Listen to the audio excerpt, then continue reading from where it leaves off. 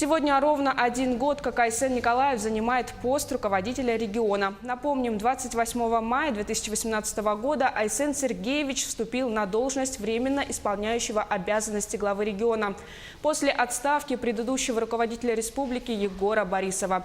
А 9 сентября прошлого года он в ходе досрочного голосования выборов главы Якутии одержал победу, набрав больше 71%. Официально на пост Илдархана вступил 27 сентября 2018 года.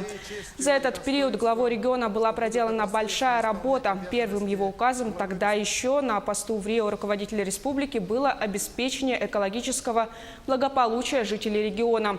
Сегодня благодаря этому указу утверждена программа развития водоснабжения Вилюйской группы улусов. В программу включены 29 населенных пунктов, 6 муниципальных образований, финансирование которого составит около 2 миллиардов рублей, из которых 833 миллиона рублей – это средства компании «Алроса». Сейчас идет согласование данной программы, проект которого должен быть утвержден уже в конце этого месяца. Также вопрос экологического благополучия населения вошел в стратегическую задачу развития региона. Сегодня в 19 часов 15 минут на телеканале «Якутия-24» и в 19:55 на телеканале НВК «Саха» смотрите запись передачи «Якутия вперед» с Айсеном Николаевым. Глава Якутии поделится своим мнением о развитии республики, расскажет о ключевых задачах и других актуальных темах.